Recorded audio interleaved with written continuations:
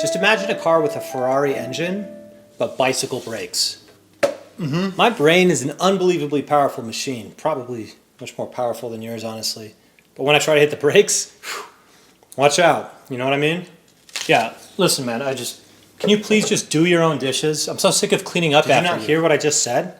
Yeah, Ferrari, whatever, I don't see how that's relevant. That's because you're like a Honda Civic with 80 horsepower. Seriously?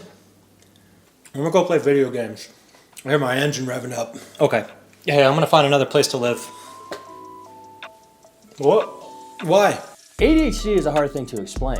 It's one of several conditions. It's actually referred to as an invisible disability because unlike missing two arms, it's not immediately apparent when talking to or looking at someone that they have ADHD. And because it's not immediately apparent that this person is different, it's easy to assume that they're not. Bro, can you please do your dishes? Seriously? And just how do you expect me to do that? Oh my God.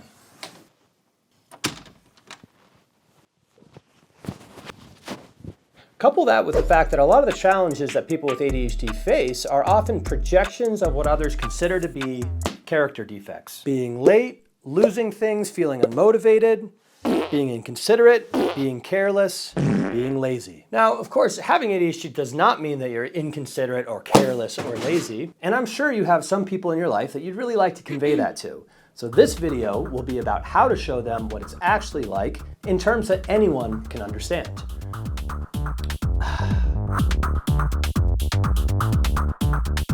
Having ADHD is like walking over a minefield. One wrong step,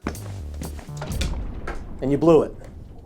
You blew it up, the mine that you stepped on. To get to the other side, you have to carefully avoid triggering the metaphorical mines that are stigmas. Because once you do, you're gonna explode I'm sorry, I'm stretching this analogy too far. If something you say reinforces a negative belief that someone already has about ADHD, they're not going to want to hear your justification for it. For example, if someone believes that ADHD is just laziness or lack of discipline, and you say, ADHD makes it really difficult to get motivated to do the things that I don't want to do, which is true, they're going to say, that's just because you lack discipline and you're lazy. And once again, that's a projection, because they're probably thinking, if I don't do something I don't want to do, then I'm lazy and I lack discipline. And there's nothing else about this picture that's telling me that we're different, so it must be true. At that point, it doesn't matter how much you throw around the D word, you've already exploded. And what can make things worse is after you've set off that first mine and you're just hopping around on one leg, you start talking about your ADHD privilege and you set off another mine. Like, people with ADHD are smarter and more creative, because that just sounds like I'm special and you're not, which is just going to isolate you further. By the way, that one isn't actually true. There isn't a clear correlation between ADHD and IQ. We've got smart people and dummies in our group proportionate to the rest of the population, as far as we know at least. This is why I don't love the Ferrari engine bicycle brakes analogy very much. Everyone wants to be a Ferrari. And a Ferrari with bicycle brakes sounds better than no Ferrari at all, right? And I'm not on Dr. Halliwell here. I'm just saying that we need to be careful about the context in which we drop that nugget. Finally, ADHD is not an excuse, but it is easy to express your woes in a way that can be interpreted as such, fair or not. I actually made a whole video discussing that topic. You can find it right here.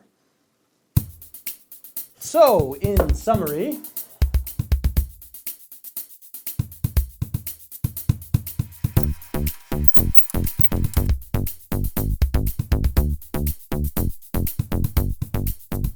now's a good time to mention, no, none of this is fair. I hate that it's even necessary to make this video in the first place, nor do I think it's right that we have to jump through hoops just to convey our struggles. But to simply ignore that these are real things that we have to contend with doesn't get us anywhere. In fact, it takes us in the wrong direction. Okay, let's move on.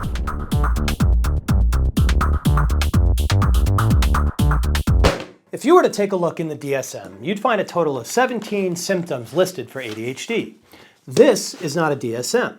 It's a very big book that I'm pretending is the DSM. 8 of those symptoms fall under the inattentive classification, and if you read those symptoms, each one describes an experience that every single person on planet Earth experiences from time to time. The difference is people with ADHD experience those things all the time. And you can probably see how this poses a challenge when trying to communicate the experience of ADHD. I lose my keys all the time. Everyone loses their keys. What are you doing with my It's textbook? impossible for me to pay attention when I'm sitting through a boring lecture. Everyone has a hard time paying attention to boring lectures. You just gotta power through it, man. Seriously, what are you doing with I've been looking for Forgot to this. submit my homework. Yeah, I've done that too. You're not special. Dude, I'm taking this. I've been looking for this. Next time, can you please just ask me before you take my So how can you make that conversation go down differently? By starting with the relatable bit. You know how much it sucks when you lose your keys, especially if you're running late to something? Imagine despite actively trying to prevent that from happening, it keeps happening. Except it's not just your keys, it's everything. The other day, I left my shoes at home. I walked out of my car in socks. You ever take a class with a really boring professor who would give really long, boring lectures? Imagine you're sitting through an 8-hour lecture and you're on the very last hour, and no matter how hard you try, you just can't process any more of the words that they're saying. You try to take notes, but they're just coming out like disjointed words. That's kind of what it feels like for me, except that happens within the first 5 minutes. The difference here is you're identifying a common ground around a shared difficulty, but then showing them the extent to which you experience the problem in terms that they can imagine. Maybe it's difficult for a neurotypical person to imagine not being able to will themselves to focus on a boring lecture within the first 5 minutes, but they could definitely understand the challenge of trying to do so after 7 hours. I think the hyperactive symptoms of ADHD are a little easier to convey for a couple reasons. One being they're a little less invisible. And in addition, there's less of a perceived excuse factor. I have difficulty sitting still is less likely to be a projection of a perceived negative behavior than not paying attention or being late, unless that person got chastised for moving around too much when they were a kid. That said, it's still possible to find a common ground here. You ever have too much caffeine and get jittery? You ever get restless leg syndrome? Finally, impulsiveness. Difficulty waiting your turn, interrupting, blurting things out, having challenges around self-control and restraint outwardly are definitely things that people can find frustrating. For this one, I think the best approach is to just recognize that. Hey, I know I have a tendency to blurt things out and interrupt sometimes. It's really difficult for me to control, but I recognize that it can be frustrating. I respect your opinions and appreciate what you have to say, and I hope my impulsiveness in those moments never makes you feel invalidated. Wow. Here you're simply recognizing the impact of your behaviors and validating people's feelings while subtly explaining the difficulty you experience in a way that doesn't necessarily excuse it. Validating people's feelings goes a long way. Wow, that's an annoying noise. Thank God I've got my loop earplugs in. Uh-oh. Are we in a sponsor segment? You betcha. And the sponsor for today's video is Loop Earplugs, who've been a friend of Life Actuator for a long time. And if you followed me on other platforms, you've probably heard me talking about them before. And that's for good reason. For one thing, I love them. But more importantly, you guys love them. The feedback in the comments is always overwhelmingly positive. For anyone who struggles with noise sensitivity or getting distracted by noises in your external environment when you're trying to focus on stuff, these are a great solution. I like to describe them as giving you the ability to turn down the volume of your environment. A dog barking outside, people having a loud conversation around you, annoying construction noises, a loudly typing coworker, noisy kids, whatever. They offer different options with different decibel reductions for different use cases. And secondary to function, but worth mentioning, they look pretty cool. They also make their dream earplugs for sleep, which I use every single night and honestly recommend literally everyone do. And if not these, just regular old earplugs, and I think you'd be surprised at how much they actually help. The difference here is not only are these more comfortable, but they're reusable, which means the cost of these will exceed these over time. Let's move on. The 17 symptoms listed in the DSM encompass the diagnostic criteria for ADHD, but don't actually illustrate all of the challenges that people with ADHD face. Dude, did you take my textbook again? No.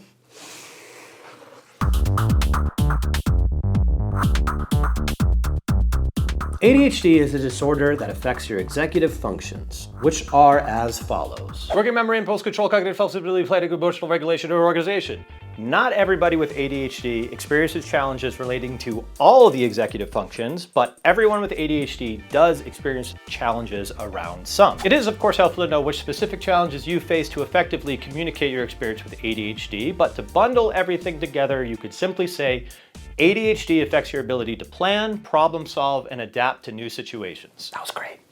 So how do we communicate this effectively? Analogies and metaphors are great tools, and if you've seen my short form content, you know I'm a big fan of using them to convey messages. Imagine you're trying to solve a math problem on a tiny little piece of paper, but you fill up the front and the back, so to keep going you need to erase your previous work. But then you realize that you made a mistake. So you try to go back, but you erased where the error had happened. So you either have to give up on it or start over. You're in a group of people and someone says, I'll give the first person to shout $1 million.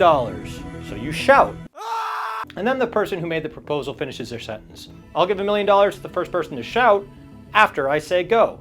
And if you shout before I say go, we're all gonna roll our eyes and make you feel like an idiot. You're building a house of cards, and right before you add the very last card, someone says to you, hey, I need you to stack these cups over here right now. And you're like, just hold on 1 second.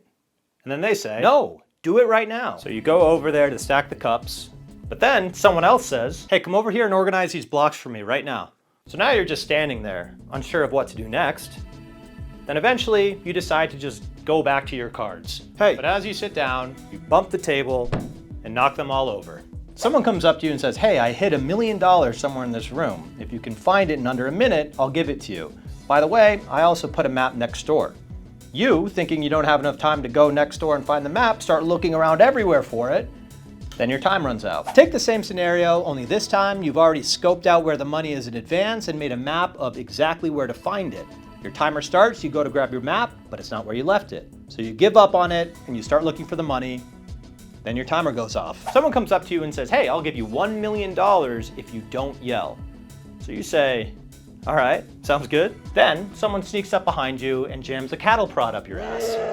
So you yell before you've even had a moment to process what just happened. Someone comes up to you and hands you a bunch of gray blocks, all seemingly of the same size, color, and shape. Then they say, put these in order. So you line them up.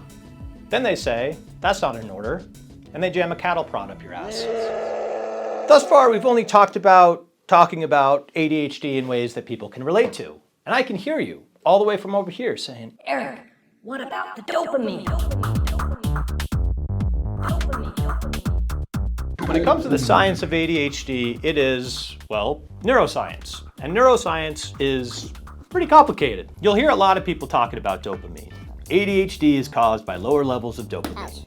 Well, we don't actually know that. It might be caused by abnormalities in dopamine transition due to structural differences in the brain. My point is that the science of ADHD is complicated, and there's still a lot about it that isn't even understood by the experts. So when someone like me starts talking about dopamine, D2 receptors, norepinephrine, it's usually not based on a solid understanding of all these mechanisms, and therefore probably isn't a good foundation to stand on when trying to explain ADHD. By the way, if you know a little bit about the science of ADHD and want to talk about dopamine, it's not harming anyone, unless you have a big platform, because then you run the risk of spreading misinformation to the masses, which happens a lot. By the way, if someone tries to tell you that ADHD isn't real, you shouldn't feel compelled to try to explain the science of it. You could just dismiss that ridiculous comment by saying it is one of the most studied disorders. And then when they tell you, oh, well, these studies are all funded by Big Pharma, this person probably isn't gonna listen to what you have to say anyways.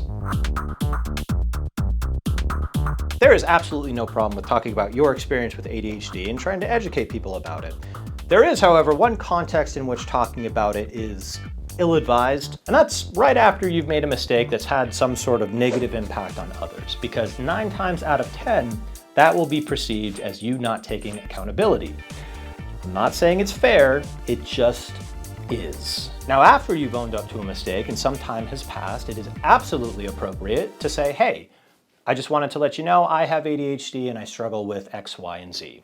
If you want to. On that note, you don't have to talk about your ADHD with anyone if you don't want to. If you feel like there's some sort of benefit to disclosing that information, great. It's nothing to be ashamed of. And that's coming from a guy who will forever be associated with ADHD.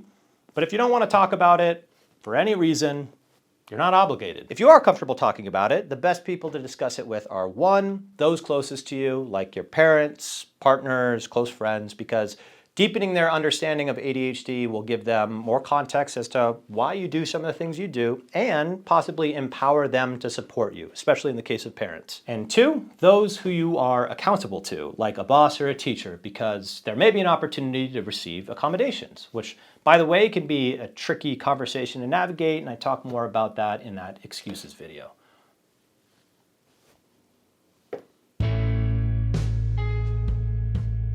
I hope that you loved this video so much that you leave it a like, leave a comment, you subscribe to my channel, then you call all your friends, gather all your neighbors and get them all over to your house, and you throw a party in my honor.